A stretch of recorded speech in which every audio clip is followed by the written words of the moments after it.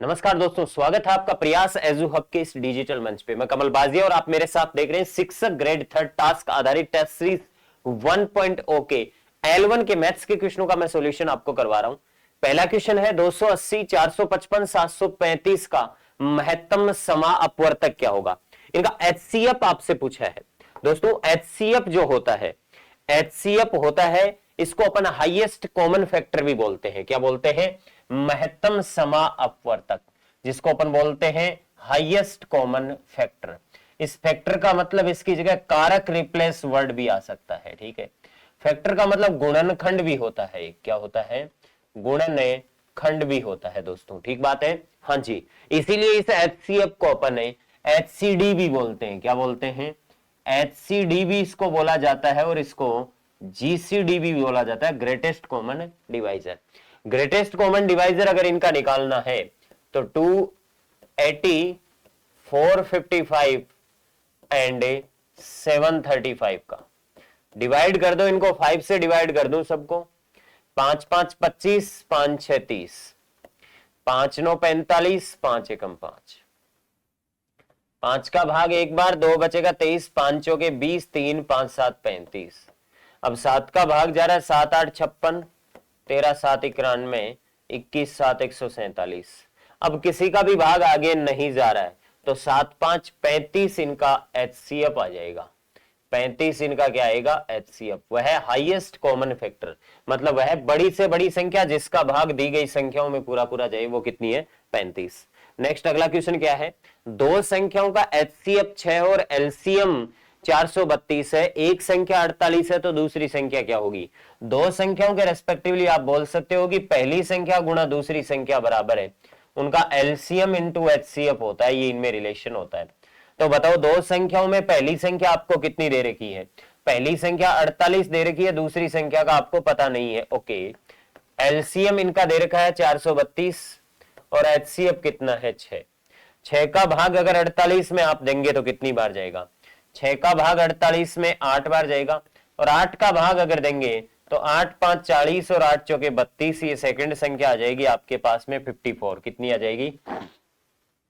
54 आ जाएगी दूसरी संख्या, राइट आंसर। ओके, नेक्स्ट इसके बाद में अगला क्वेश्चन 0.3, 0.15 और 0.045 का LCM क्या होगा?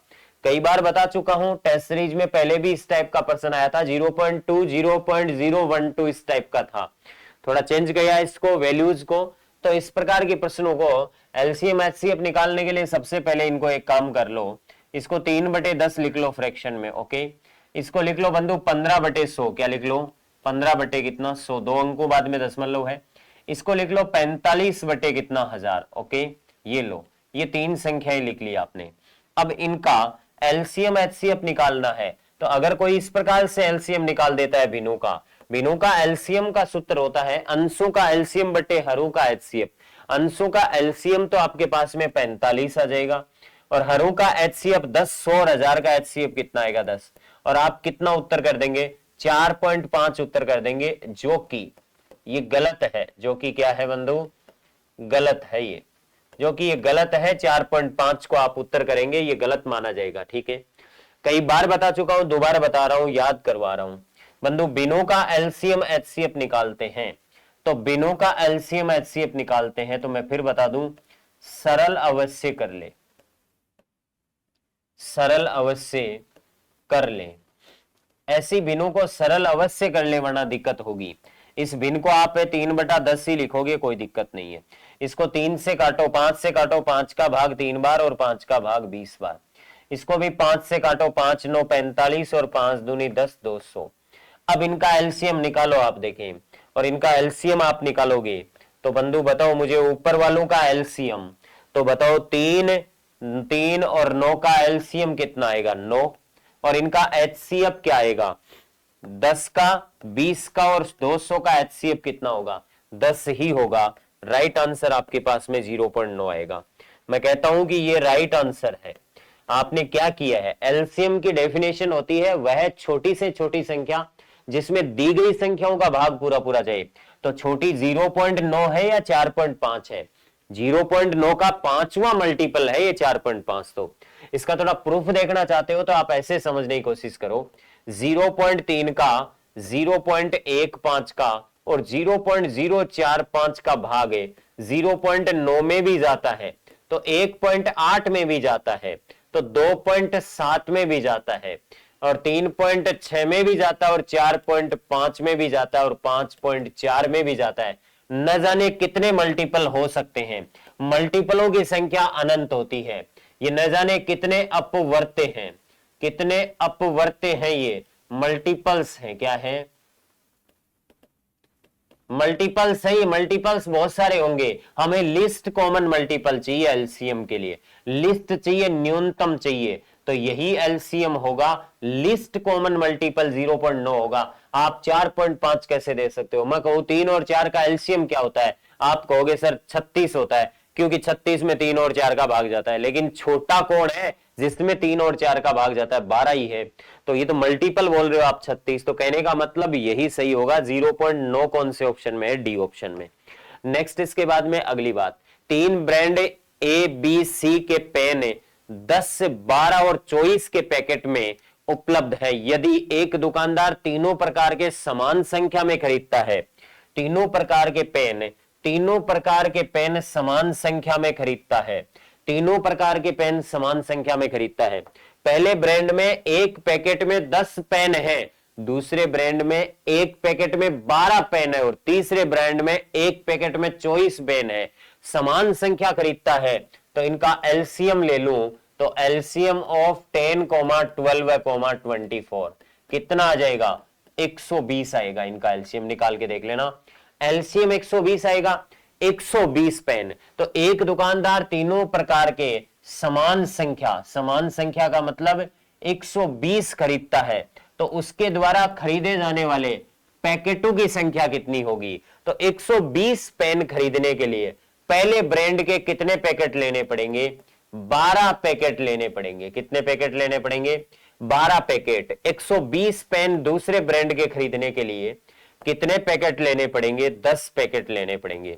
और 120 पेन अगर तीसरे प्रकार का ब्रांड का लेना है, तीसरे प्रकार का ब्रांड का लेना है, तो बंधु बताओ वहां पे आपको कितने पैकेट लेने पड़ेंगे? 5 पैकेट लेने पड़ेंगे। सबकी संख्या सेम है 120, 120, 120, लेकिन पैकेटों की संख्या तो अलग अलग लेनी पड़ेगी। 12, 10 और 5 कौन से ऑप्शन में है? डी ऑप्शन इसका क्या होगा? राइट आंसर होगा। नेक्स्ट क्वेश्चन है कि 1000 के समीपतम कौन सी संख्या जो 3, 4, 5, 6, 7, 8 में से प्रत्येक से विभाजित है? तो 3, 4, 5, 6, 7 और 8 का एलसीएम निकालना पड़ेगा। एलसीएम निकालना है तो 2 का भाग लगा दो। 4 में 2 बार, 5 में नहीं जाता, पटक दो। 6 में 3 बार, 7 में नहीं जाता और 8 में 4 बार। फिर 2 का भाग दे दो। 3 में नहीं जाता, 1 बार गया। 5 में नहीं जाता, 3 में नहीं जाता, 7 में नहीं जाता, लेकिन 4 में 2 बार। फिर 2 का भाग 3 में नहीं जाता, 5 में नहीं जाता, 3 में नहीं जाता और 7 में नहीं जाता और 1 बार। अब 3 का भाग लगा दो। 1 बार, 1 में नहीं जाता, 5 और 1 बार और 7 में नहीं जाता, 1। हाँ जी, 3 का भाग नहीं। अब लगा दो आप भाग किसका? 5 का भाग लगा दो। तो 1, 1, 1 बार और ये 1 आई गया और ये 7 और ये 1। अब 7 का भाग लगा दो, लास्ट में 1, 1, 1, 1, 1, 1 आ गया। ठीक है, हाँ जी। अब 7, 5, 35 और 35, 3, 105। 105 का डबल 210, 210 का डबल 420, 420 का डबल 840।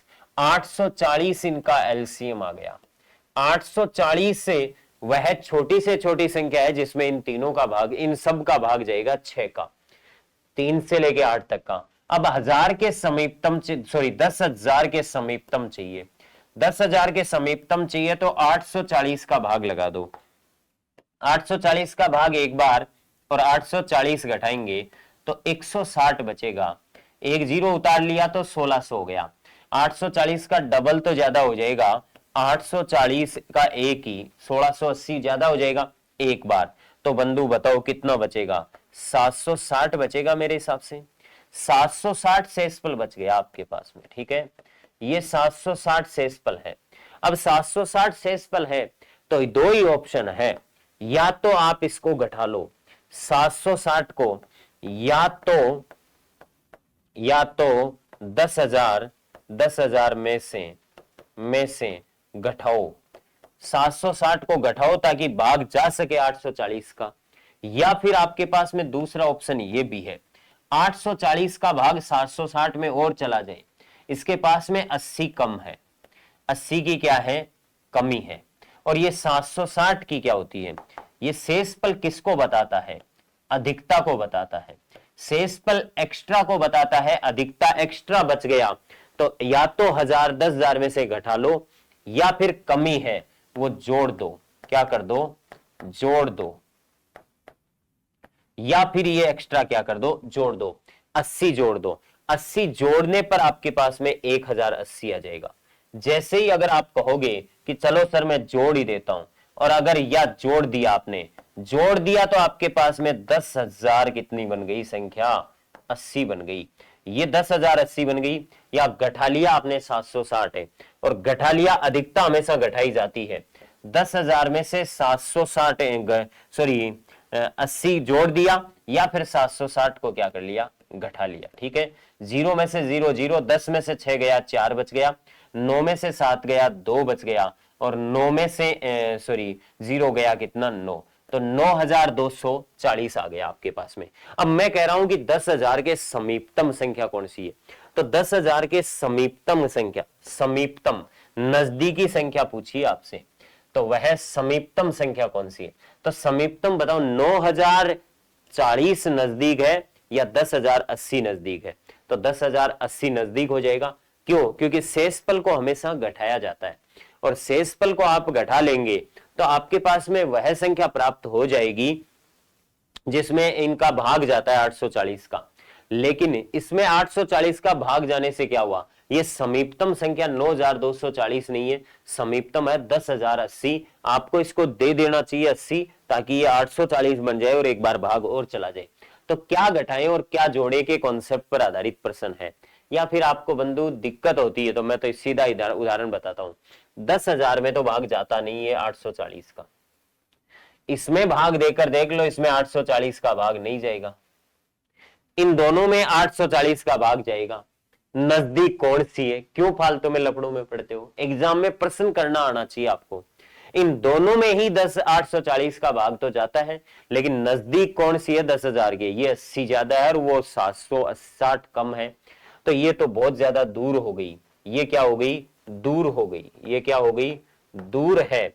और ये वाली क्या है, समीप है। क्या है, समीप है। तो ये उत्तर मान्य होगा। लो दोस्तों, इस प्रकार से ये मैंने L1 के मैथ्स के क्वेश्चनों का सॉल्यूशन करवाया। Okay, thank you. नमस्कार दोस्तों, अपने जो ग्रेड 3 लेवल फर्स्ट की जो टास्क आधारित टेस्ट सीरीज है, उसके जो इस बार टॉपिक था प्रजनन तंत्र, तो उसके जो क्वेश्चंस हैं उनका मैं आपको समाधान प्रोवाइड करवाता हूँ। निम्नलिखित में से कौन सा हार्मोन बच्चे के जन्म के बाद दूध बनने की प्रक्रिया को उत्तेजित करता है, तो इसका सही उत्तर है प्रोलैक्टिन हार्मोन। इसमें लैक्ट शब्द आया है, लैक्ट से याद रखना। अगला क्वेश्चन कह रहा है महिलाओं में मादा हार्मोन एस्ट्रोजन, तो एस्ट्रोजन हार्मोन जो होता है वो बनता है अंडाशय में, ओवेरी ग्लैंड में। अंडाशय में आपको बताया था कि कुछ पुट्टिकाएं होती हैं, उन पुट्टिकाओं से एस्ट्रोजन हार्मोन निकलता है। ये हार्मोन बाद में जो कॉर्पस ल्यूटियम होता है उससे भी निकलता है, लेकिन कम मात्रा में। शुक्राणुओं का निर्माण किसमें होता है, तो शुक्राणुओं का निर्माण आपको पता है वृषण ग्रंथि होती है, और इस वृषण ग्रंथि में सेमिनिफेरस नलिकाएं होती हैं, और वो जो सेमिनिफेरस नलिकाएं होती हैं, इन सेमिनिफेरस नलिकाओं में होती हैं जर्म कोशिकाएं यानी जनन कोशिकाएं, जिनको स्पर्मेटोगोनिया भी कहा जाता है। वो जो स्पर्मेटोगोनिया कोशिकाएं होती हैं उनमें मियोसिस यानी अर्धसूत्री कोशिका विभाजन के द्वारा शुक्राणुओं का निर्माण होता है। तो आपका दिया गया जो ऑप्शन है वो सही उत्तर है, सी ऑप्शन। अगला क्वेश्चन है निम्नलिखित में से किस हार्मोन को सुंदरता का हार्मोन, तो याद रखना महिलाओं में जो एस्ट्रोजन हार्मोन है इसे सुंदरता का हार्मोन कहा जाता है, क्योंकि ये जो हार्मोन होता है ये महिलाओं में गौण लैंगिक लक्षण, जो माइनर सेक्सुअल कैरेक्टरिस्टिक्स होते हैं उनके लिए उत्तरदायी होता है, और महिलाओं के शारीरिक सौंदर्य को उनके गौण लैंगिक लक्षणों से जोड़कर देखा जाता है। प्रोजेस्टेरोन जो होता है वो प्रेगनेंसी को बनाए रखने में सहायक होता है। टेस्टोस्टेरोन जो होता है वो पुरुषों का लैंगिक हार्मोन होता है, पुरुषों में गौण लैंगिक लक्षणों के लिए उत्तरदायी है। और ये जो रिलैक्सिन हार्मोन होता है, ये रिलैक्सिन हार्मोन प्रसव के समय जो प्यूबिक सिम्फाइसिस होती है उसको फैलाता है। कौन सी ग्रंथि केवल यौवन तक सक्रिय रहती है? तो आपको याद रखना है थाइमस ग्रंथि जो है वो केवल यौवन तक सक्रिय रहती है, बाद में थाइमस ग्रंथि सक्रिय नहीं रहती है। अगला क्वेश्चन है शुक्र जनन की प्रक्रिया कहाँ होती है? तो शुक्र जनन की प्रक्रिया आपको पता है शुक्राणु जनन नलिकाओं में, इन्हीं का नाम है सेमिनिफेरस नलिकाएं, इनके अंदर होती है। और अगला जो प्रश्न है वो है अंडवाहिनी को शल्य चिकित्सा द्वारा हटाना या बांधना। तो आपको पता है कि बच्चे नहीं हो यानी प्रेगनेंसी को रोकने के लिए अंडवाहिनी यानी फैलोपियन ट्यूब को या तो हटा देते हैं, काट देते हैं, या फिर सिलिका रिंग से बांधा जाता है और इस प्रक्रिया को कहा जाता है ट्यूबेक्टोमी। पुरुषों में नसबंदी को वेसेक्टोमी कहा जाता है। तो ये आपके प्रश्न थे, मुझे उम्मीद है कि आपके लिए काफी उपयोगी साबित होंगे। धन्यवाद। सभी को good morning. Solution video classes में आप लोगों का हार्दिक स्वागत है। L1 के जो हमारे हिंदी के प्रश्न हैं उनके बारे में देखिएगा। 133 नंबर से शुरू है। पहला प्रश्न दिया गया है, मतलब 133 नंबर, अव्ययभाव समास का उदाहरण कौन सा है? समास के संदर्भ में प्रश्न दिए है। अव्ययभाव समास, छत्रधारी, छत्र को धारण करने वाला, ये नहीं होगा। लव और कुश, ये भी नहीं होगा। भरपेट और त्रिभुवन, तीन भुवनों का समूह, ये भी नहीं होगा। भरपेट यानी यहां भर अव्यय का प्रयोग किया गया है, तो अविभाव समास पेट भरने तक, बी ऑप्शन इसका सही उत्तर है। शताब्दी शब्द में समास कौन सा? शत और अब्दी, ये दो शब्द जुड़ के मिले हैं।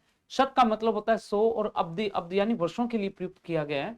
100 वर्षों का समूह, समूह का जब प्रयोग किया जाता है, समाहार समूह इत्यादि, वो किस में आता है? द्विगु समास में आता है। तो तत्पुरुष कर्मधारय द्विगु द्वंद्व, तो यहां आंसर क्या हो जाएगा? सी, द्विगु समास। नेक्स्ट है स्वर्ण घट का समास विग्रह क्या होगा? स्वर्ण मतलब सोना, घट मतलब घड़ा, कलश। स्वर्ण का घट, स्वर्ण के लिए घट, स्वर्ण में घट, घट में स्वर्ण, तो यहां आंसर ए इसका सही उत्तर होगा, स्वर्ण का घट। दही बड़ा समस्त पद का सही विग्रह क्या है? दही का बड़ा, दही के साथ बड़ा, दही और बड़ा, दही में डूबा हुआ बड़ा, तो यहां सही आंसर होगा सी। अगर आप लोगों ने डी किया है तो थोड़ी सी आपने, थोड़ी सी नहीं बहुत बड़ी गलती कर दी है, मिस्टेक कर दी है। दही में डूबा हुआ बड़ा हो जाएगा, लेकिन कब? जब वो सच में दही में डूबा हुआ हो। इस प्रकार से दही, सॉरी,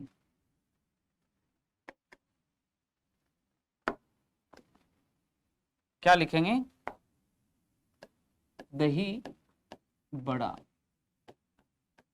ये एक साथ आता है, इनके बीच में जब योजक चिन्ह आता है तो बच्चों ये किसका उदाहरण आता है? दही और बड़ा, तो यहां और ये किसका बोध करवा देता है? द्वंद्व समास का उदाहरण करवा देता है।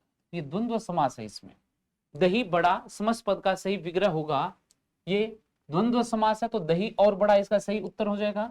दही में डूबा हुआ बड़ा होता तो वो इस प्रकार से समस्त पद होता, तब ये लिख देते दही में डूबा हुआ बड़ा, तब ये कौन सा होता? तत्पुरुष समास होता। तत्पुरुष समास में कौन सा करते हैं हम? लुप्त पद तत्पुरुष समास। ठीक है, तो आंसर सी।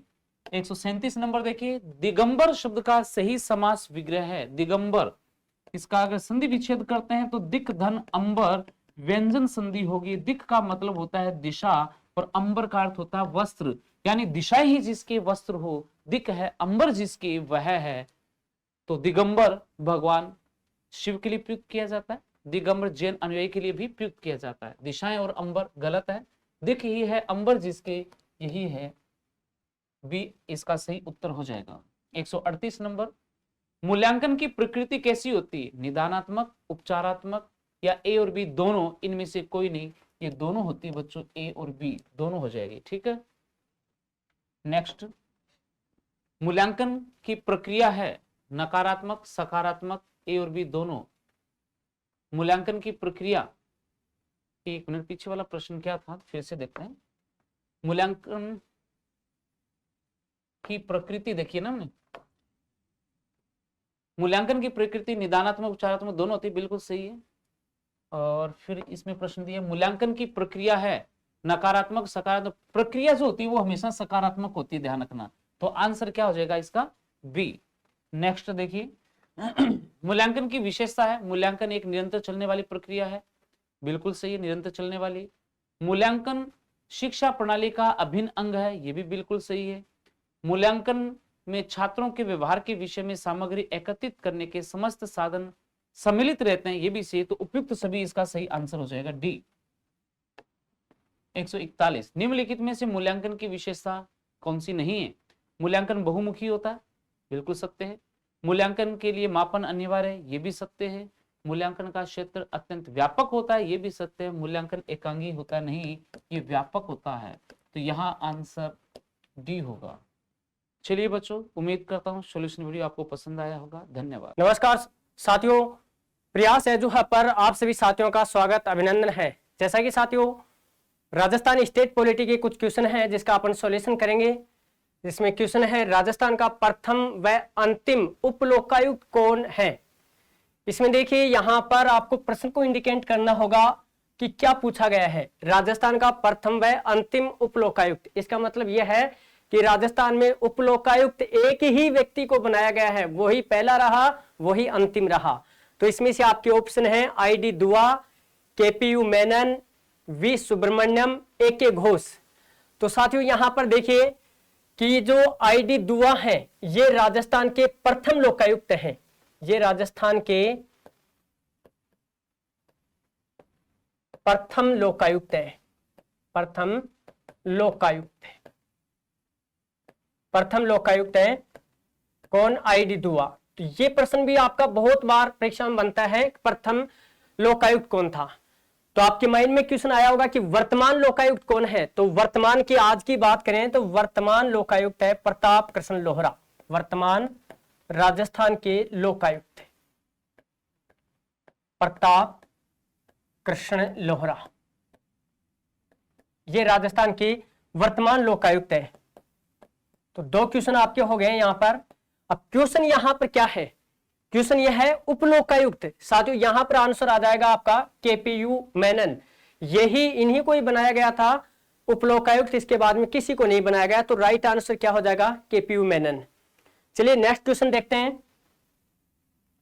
राज्य मुख्य सचिव की नियुक्ति कौन करता है? और अभी राजस्थान में चर्चा का विषय भी है कि राजस्थान में मुख्य सचिव की नियुक्ति कौन करता है? राज्यपाल, मुख्यमंत्री, गृह मंत्री, उच्च न्यायालय का मुख्य न्यायाधीश। तो साथियों यहां पर मुख्य सचिव पूछा गया है और मुख्य सचिव की नियुक्ति करता है कौन? मुख्यमंत्री करता है। कभी आप आंसर राज्यपाल मत कर देना। देखिए कि वर्तमान जो राजस्थान की सरकार चल रही है इसमें तीसरे मुख्य सचिव बनाए जा चुके हैं। ये प्रश्न रहता है कि किस मुख्यमंत्री के कार्यकाल में कितने मुख्य सचिव बने। तो अभी की अपन बात करें तो CM भजनलाल शर्मा जी के कार्यकाल में तीसरा मुख्य सचिव बनाया जा चुका है।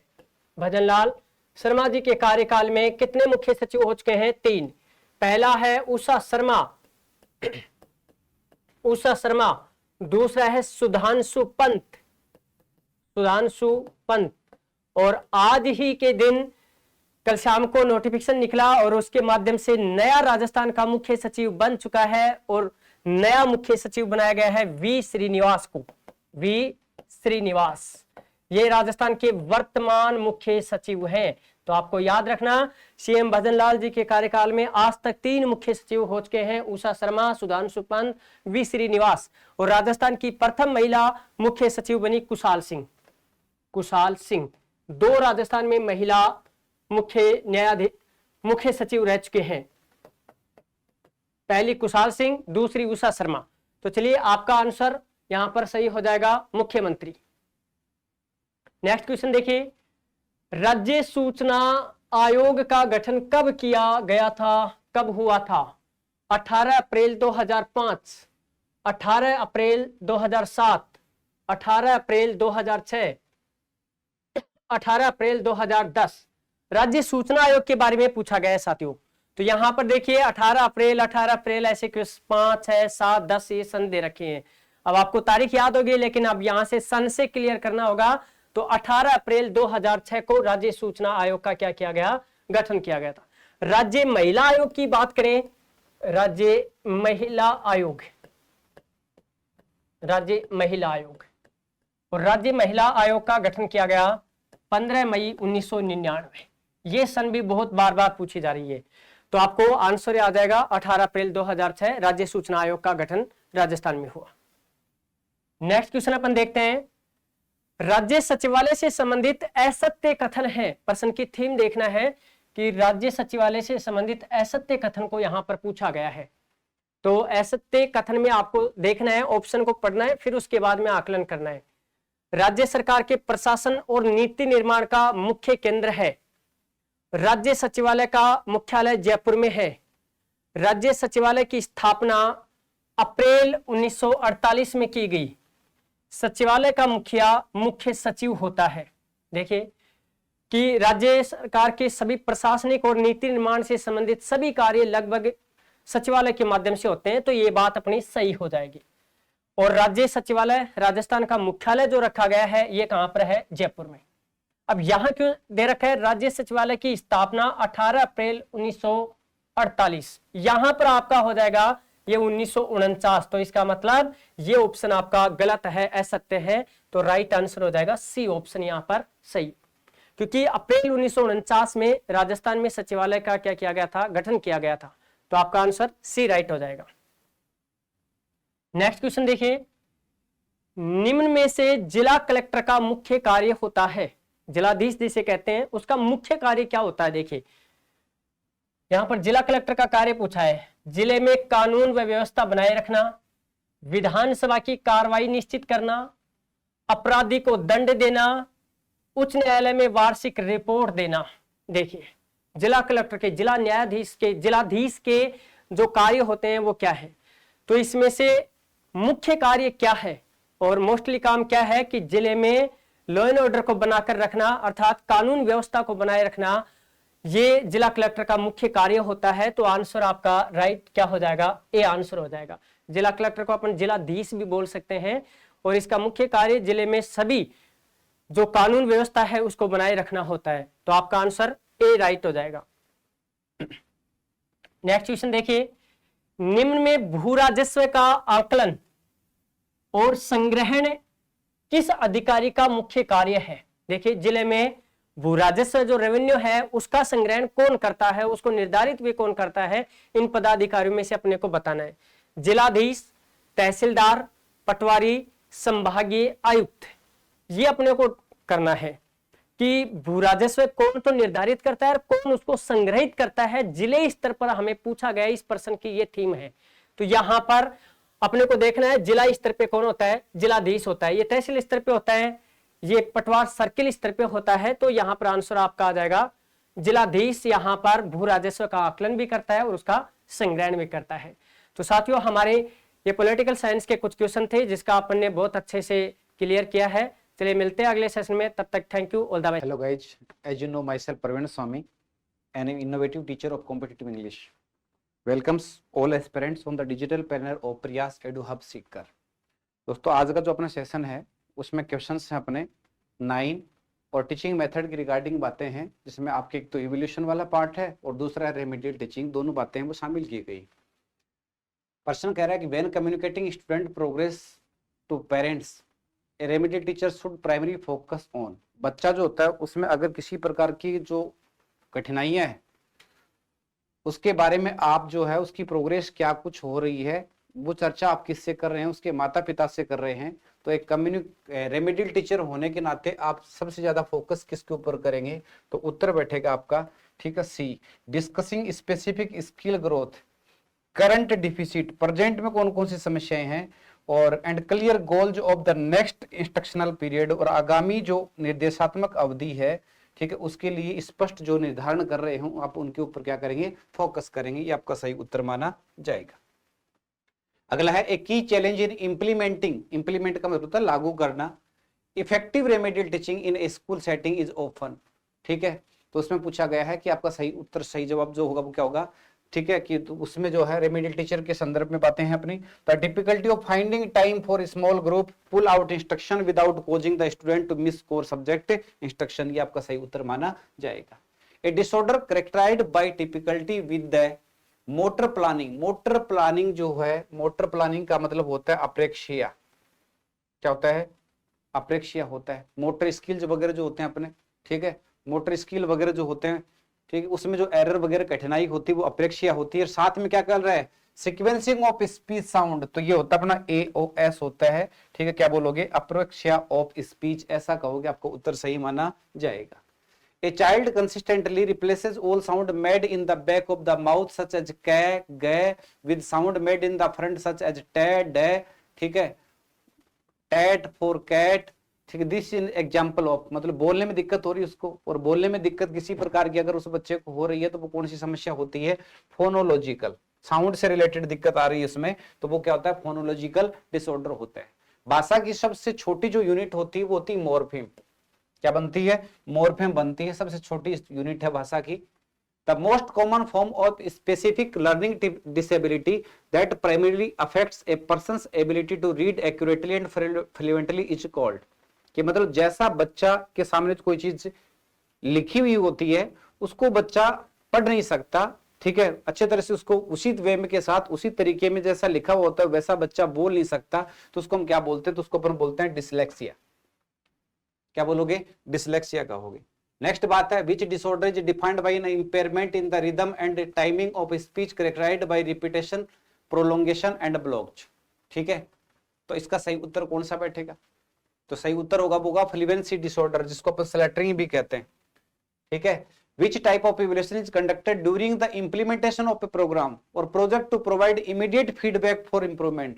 Improvement के लिए जो तुरंत प्रभाव से फीडबैक देने वाला इवोल्यूशन की प्रकार कौन सा होता है, तो उसको हम क्या कहेंगे जी, फॉर्मेटिव इवोल्यूशन होता है। दो चीजें पढ़ाई थी आपको, एक तो होती है फॉर्मेटिव इवोल्यूशन और एक क्या होती है, समेटिव, ठीक है।